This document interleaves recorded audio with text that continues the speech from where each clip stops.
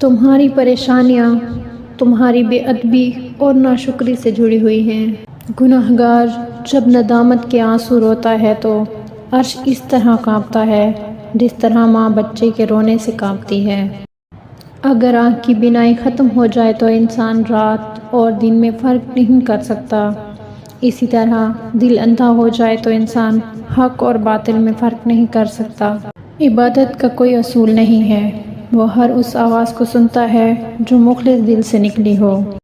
دنیا حاصل کرنا کوئی برائی نہیں ہے، لیکن دنیا کو آخرت پر ترجیح دینا سراسر خسارہ ہی خسارہ ہے۔ ماں باپ کے ساتھ آپ کا سلوک ایسی کہانی ہے جو لکھتے آپ ہیں، لیکن آپ کی اولاد آپ کو پڑھ کے سناتی ہے۔ موت کا ذائقہ سب نے چکھنا ہے، مگر زندگی کا ذائقہ کسی کسی کو نصیب ہوتا ہے۔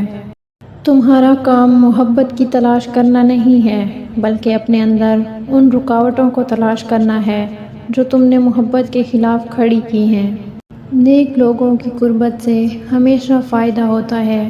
انسان کو اس کے اخلاق اور اس کے کارناموں سے پہچان، محض صورت اور بڑے نام سے دھوکہ نہ کھا۔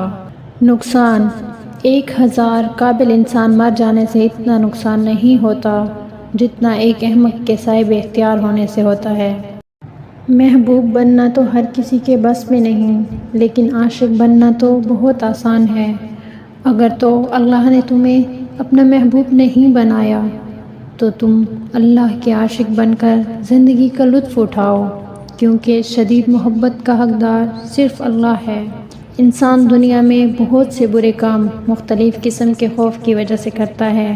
اگر خدا کی مدد پر یقین کامل ہو جائے تو انسان لاتعداد برائیوں سے بچ سکتا ہے۔